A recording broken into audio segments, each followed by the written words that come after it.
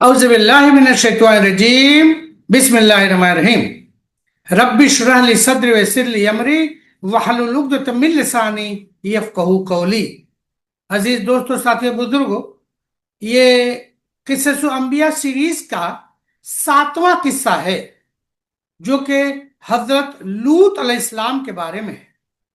تو چلیے اب ہم حضرت لوط علیہ السلام کے پورے قصے کی طرف چلتے ہیں۔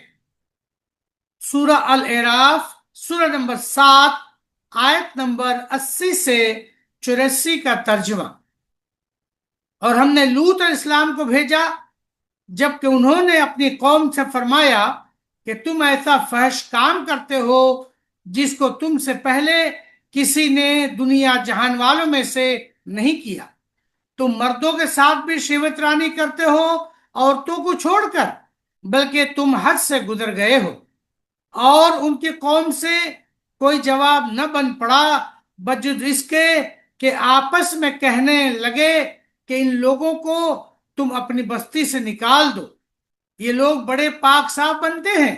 سو ہم نے لوط کو اور ان کے متعلقین کو بچا لیا بجز ان کی بیوی کے کہ وہ انہی لوگوں میں رہی جو عذاب میں رہ گئے تھے، اور ہم نے ان پر ایک نئی طرح کا میہ برسایا۔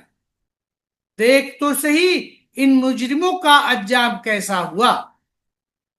معرف: حضرت لوط علیہ السلام حضرت خلیل اللہ ابراہیم علیہ السلام کے بھتیجے ہیں۔ یہ دونوں کا اصل وطن مغربی عراق میں بصرہ کے قریب ارض بابل کے نام سے معروف تھا۔ اس میں بت پرستی کا عام رواج تھا۔ حضرت خلیل اللہ علیہ السلام کا گھرانہ خود بت پرستی میں مبتلا تھا۔ حق تعالیٰ نے ان کی ہدایت کے لیے حضرت ابراہیم علیہ السلام کو رسول بنا کر بھیجا۔ قوم نے مخالفت کی جس کی نوبت آتش نمرود تک پہنچی۔ خود والد نے گھر سے نکال دینے کی دھمکیاں دیں۔ اپنے گھرانے میں صرف زوجہ محترمہ حضرت سارہ اور بھتیجے حضرت لوط علیہ السلام مسلمان ہوئے۔ بالآخر انہی دونوں کو ساتھ لے کر وطن سے ملک شام کی طرف ہجرت فرمائی۔ نہر اردن پر پہنچنے کے بعد بحکم خداوندی حضرت ابراہیم علیہ السلام علاقے کنعان میں جا کر مقیم ہوئے جو بیت المقدس کے قریب ہے، اور حضرت لوط علیہ السلام کو بھی حق تعالی نے نبوت عطا فرما کر اردن اور بیت المقدس کے درمیان مقام صدوم کے لوگوں کی ہدایت کے لیے مبعوث فرمایا۔ یہ علاقہ 5 اچھے بڑے شہروں پر مشتمل تھا جن کے نام صدوم، عمود، ادمہ، سبوبیم، بالے یا سوغر تھے۔ صدوم ان شہروں کا دارالحکومت اور مرکز سمجھا جاتا تھا۔ حضرت لوط علیہ السلام نے یہی قیام فرمایا۔ زمین سرسبز و شاداب تھی، ہر طرح کے غلے اور پھلوں کی کثرت تھی۔ قرآن کریم نے انسان کی عام عادت بیان فرمائی ہے کہ جب وہ دیکھتا ہے کہ کسی کا محتاج نہیں رہا تو سرکشی کرنے لگتا ہے۔ ان لوگوں پر بھی حق تعالیٰ نے اپنی نعمتوں کے دروازے کھول دیے تھے۔ عام انسانی عادت کے تحت دولت و ثروت کے نشے میں مبتلا ہو کر عیش و عشرت، ہوا و ہوس کے اس کنارے پر پہنچ گئے کہ انسانی غیرت و حیا اور اچھے برے کی فطری تمیز بھی کھو بیٹھے۔ ایسے خلاف فطرت خواہش میں مبتلا ہو گئے جو حرام و گناہ ہونے کے علاوہ فطرت سلیمہ کے لیے نفرت اور ایسی گھن کے کام ہیں کہ عام جانور بھی اس کے پاس نہیں جاتے۔ آیت نمبر 80 حضرت لوط علیہ السلام کو اللہ تعالیٰ نے ان کی ہدایت کے لیے مامور فرمایا۔ انہوں نے اپنی قوم کو خطاب کر کے فرمایا، یعنی بطور تنبیہ کے فرمایا، کیا تم ایسا فحش کام کرتے ہو جو تم سے پہلے سارے جہان میں کسی نے نہیں کیا۔ آیت نمبر 81 میں ان کی اس بے حیائی کو زیادہ واضح الفاظ میں اس طرح بیان فرمایا ہے کہ تم عورتوں کو چھوڑ کر مردوں کے ساتھ شہوت رانی کرتے ہو۔ اس میں اشارہ کر دیا کہ انسان کی طبعی اور فطری خواہش کی تسکین کے لیے اللہ تعالیٰ نے ایک حلال اور جائز طریقہ عورت سے نکاح کا مقرر فرما دیا ہے۔ اس کو چھوڑ کر غیر فطری طریقے کو اختیار کرنا نری خباثت، نفس اور گندا ذہنی کا ثبوت ہے۔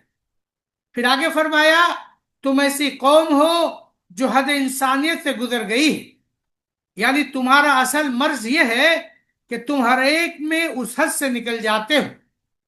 آیت نمبر 82 میں حضرت لوط اسلام کی نصیحت کے جواب میں ان کی قوم کا جواب اس طرف ذکر فرمایا گیا ہے کہ ان لوگوں سے کوئی معقول جواب تو بن نہیں سکا۔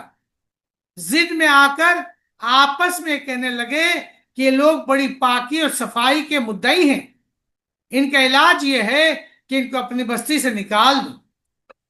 اگلی آیتوں میں قوم صدوم یعنی حضرت لوط اسلام کی جس قوم کی ہدایت کے لیے گئے تھے وہ قوم صدوم تھی کہ اس کی کجروی اور بحیائی کی سزا آسمانی کا ذکر ہے، اور یہ کہ اس پوری قوم پر اللہ تعالیٰ کا عذاب نازل ہوا۔ صرف حضرت لوط اسلام اور ان کے چند ساتھی عذاب سے محفوظ رہے، جن میں ان کی بیوی داخل نہ تھی۔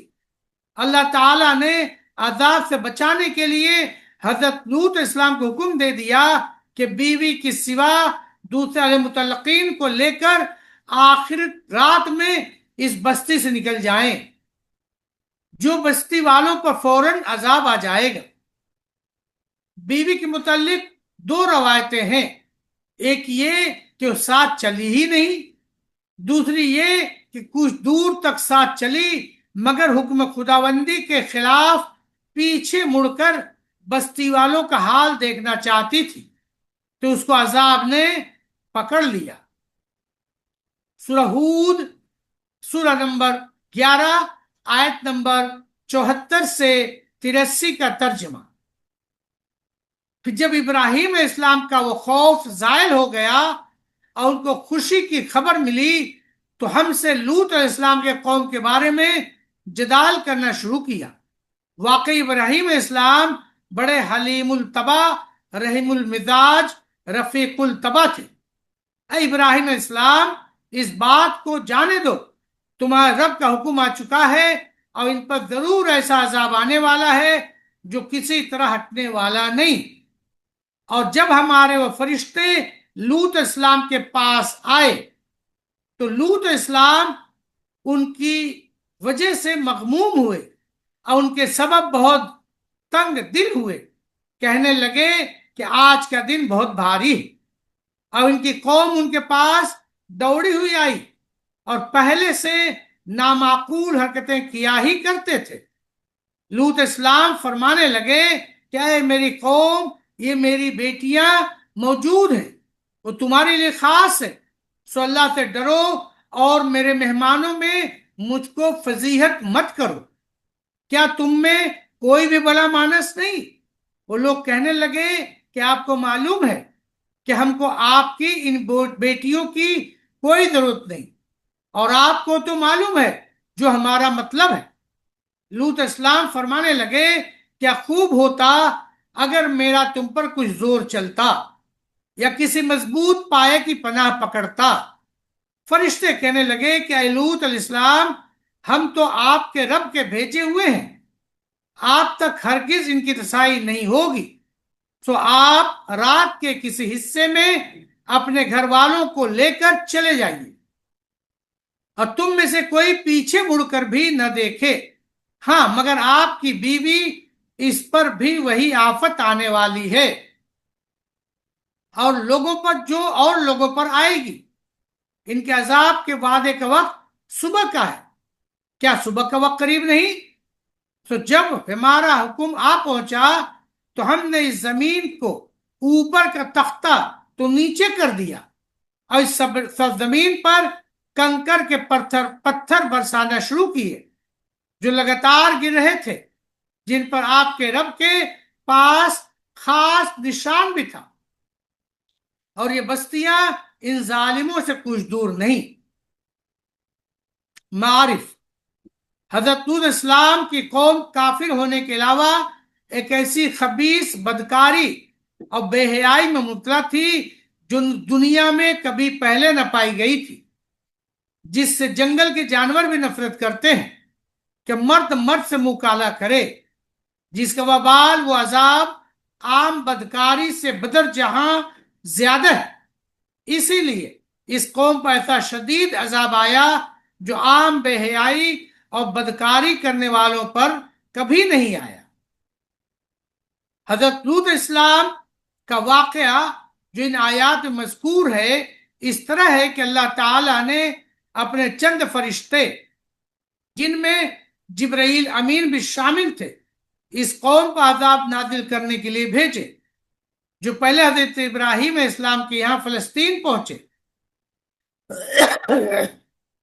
اس کے بعد حضرت لوط اسلام کے پاس آئے، جن کا مقام 10-12 میل کے فاصلے پر تھا۔ اللہ تعالی شانہ جس قوم کو عذاب میں پکڑتے ہیں اس پر ان کے عمل کے مناسب عذاب مسلط فرماتے ہیں۔ اس موقع پر بھی اللہ تعالیٰ کے یہ فرشتے حسین لڑکوں کی شکل میں بھیجے گئے۔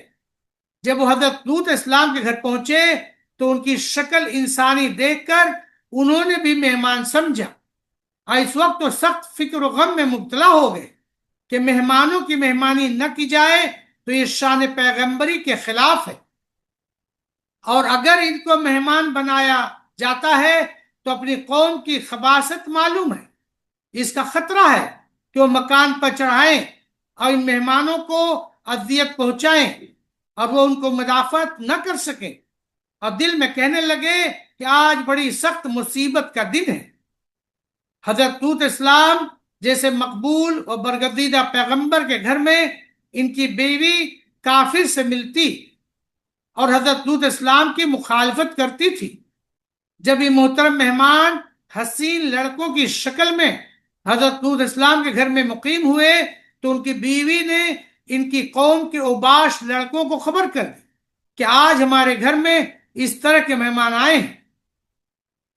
حضرت لوط اسلام کا سابقہ اندیشہ سامنے آ گیا، جس کا بیان آیت نمبر 78 میں ہے، یعنی آ گئی ان کے پاس ان کی قوم دوڑی ہوئی اور وہ پہلے سے نامعقول حرکتیں کیا ہی کرتے تھے۔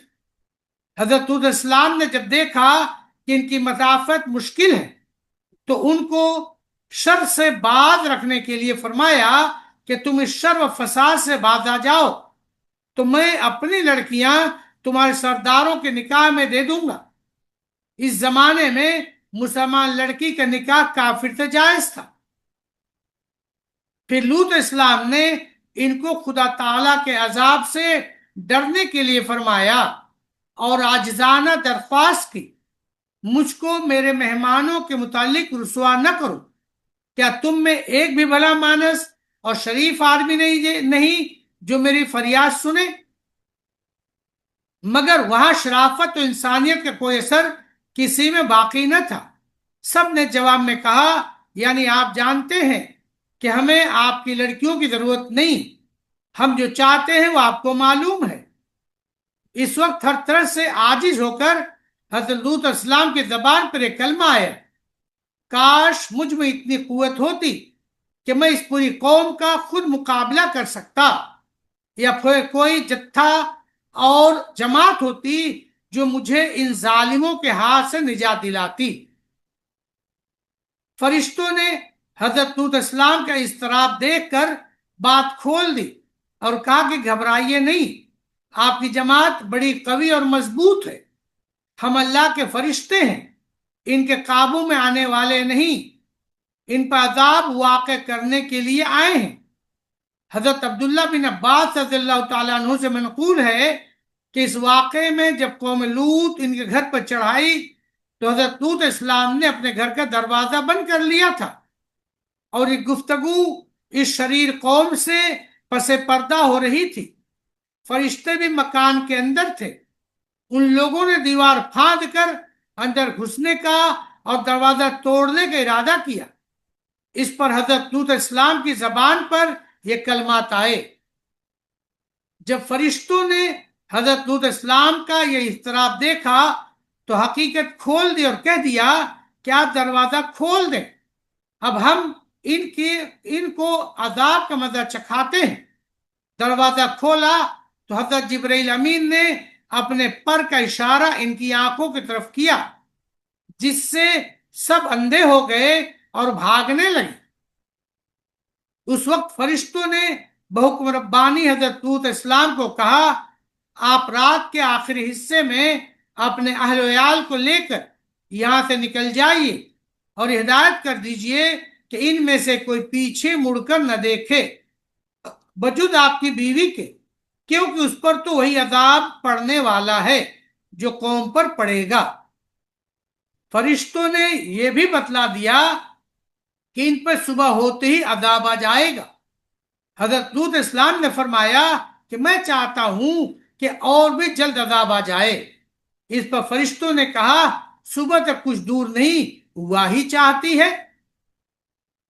پھر عذاب کا واقعہ قرآن نے اس طرح بیان فرمایا کہ جب ہمارا عذاب آ گیا تو ہم نے ان بستیوں کے اوپر کا حصہ نیچے کر دیا اور ان پر ایسے پتھر برسائے جن پر ہر ایک کے نام کی علامت لگی ہوئی تھی۔ روایات میں ہے کہ 4 بڑے بڑے شہر تھے جن میں لوگ بستے تھے۔ جب اللہ تعالیٰ کو حکم ہوا تو حضرت جبرائیل امین نے اپنا پر ان شہروں کی زمین کے نیچے پہنچا کر سب کو اس طرح اوپر اٹھا لیا کہ ہر چیز اپنی جگہ رہی۔ پانی کے برتن سے پانی بھی نہیں گرا۔ آسمان کی طرف سے کتوں اور جانوروں اور انسانوں کی آوازیں آ رہی تھی۔ ان سب بستیوں کو آسمان کی طرف سیدھا اٹھانے کے بعد عہدہ کر کے پلٹ دیا، جو ان کے عمل خبیث کے مناسب حال تھا۔ آخر آیت میں قوم لوط کا عذاب ذکر کرنے کے بعد موجودہ اقوام دنیا کو متنبہ کرنے کے لیے ارشاد فرمایا، پتھراؤ کا عذاب آج بھی ظالموں سے کچھ دور نہیں۔ جو لوگ اس قوم کی طرح ظلم و بے حیائی پر جمے رہیں وہ اپنے آپ کو اس عذاب سے دور نہ سمجھے، آج بھی عذاب آ سکتا ہے۔ سورہ حجر سورہ نمبر 15 آیت نمبر 73 اور 74 کا ترجمہ۔ بس سورج نکلتے ان کو سخت آواز نے دبایا، پھر ہم نے ان بستیوں کا اوپر کا تختہ نیچے کر دیا اور ان لوگوں پر کنکر کے پتھر برسانا شروع کیے۔ حضرت لوط اسلام کی بستیاں جن کا تختہ الٹا گیا ہے، قرآن کریم کے ارشاد کے مطابق عرب سے شام کو جانے والے راستے پر اردن کے علاقے میں آج بھی مقام سطح سمندر سے کافی گہرائی میں ایک عظیم صحرا کی صورت میں موجود ہے۔ اس کے ایک بہت بڑے رقبے پر ایک خاص قسم کا پانی دریا کی صورت میں اختیار کیے ہوئے ہے۔ اس پانی میں کوئی مچھلی، مینڈک وغیرہ جانور زندہ نہیں رہ سکتا، اسی لیے اس دریا کو بحر میت اور بحر لوط کے نام سے موسوم کیا جاتا ہے، اور تحقیق سے معلوم ہوا کہ در حقیقت اس میں پانی کے اجزاء بہت کم اور تیل کی قسم کے اجزاء زیادہ ہیں، اس لیے اس میں کوئی دریائی جانور زندہ نہیں رہ سکتا ہے۔ جن بستیوں پر عذاب نازل ہوا ان سے عبرت حاصل کرنا چاہیے۔ جن بستیوں پر عذاب نازل ہوا حق تعالی نے ان بستیوں اور ان کے مکانات کو آنے والی نسلوں کے لیے عبرت کا سامان بنا دیا ہے۔ یہی وجہ ہے کہ رسول کریم صلی اللہ علیہ وسلم جب ان مقامات سے گزرے ہیں تو آپ صلی اللہ علیہ وسلم پر ہیبت حق کا ایک خاص حال ہوتا تھا، جس سے سر مبارک جھک جاتا تھا، اور آپ اپنی سواری کو ان مقامات میں تیز کر کے جلد عبور کرنے کی صحیح فرماتے۔ رسول کریم صلی اللہ علیہ وسلم کے اس عمل نے یہ سنت قائم کر دی کہ جن مقامات پر اللہ تعالیٰ کا عذاب آیا ہے ان کو تماشا گاہ بنانا بڑی کسادت یعنی دل کی سختی ہے، بلکہ ان سے عبرت حاصل کرنے کا طریقہ یہی ہے کہ وہاں پہنچ کر اللہ تعالیٰ کی قدرت کاملہ کا استحضار اور اس کے عذاب کا خوف طاری ہو۔ آج کل آثار قدیمہ کے محکمے نے کچھ رہائشی عمارتیں، ہوٹل وغیرہ بھی بنا دیے ہیں، اور آخرت سے غافل مادہ پرست طبیعتوں نے آج کل اس کو ایک سیرگاہ بنایا ہوا ہے۔ لوگ تماشے کے طور پر اسے دیکھنے جاتے ہیں۔ قرآن کریم نے اسی غفلت شعاری پر تنبیہ کے لیے فرمایا کہ در حقیقت یہ واقعات مقامات ہر چشم بصیرت رکھنے والے کے لیے عبرت آموز ہیں، لیکن اس عبرت سے فائدہ اٹھانے والے مومنین ہی ہوتے ہیں۔ دوسرے لوگ ان مقامات کو ایک تماشائی کی حیثیت سے دیکھ کر روانہ ہو جاتے ہیں۔ سورہ شعراء سورہ نمبر 26 آیت نمبر 60 سے 175 کے درمیان، اور سورہ عنکبوت سورہ نمبر 29 آیت نمبر 28 سے 35 کے درمیان بھی اسی واقعے کو بیان کیا گیا ہے۔ سورہ نمل سورہ نمبر 27 آیت نمبر 54 سے 58 میں پھر ایک بار عذاب کا بیان کیا گیا ہے۔ وآخر دعوانا ان الحمدللہ رب العالمین۔ السلام علیکم ورحمۃ اللہ وبرکاتہ۔ Subscribe now and press the bell icon. Never miss an update.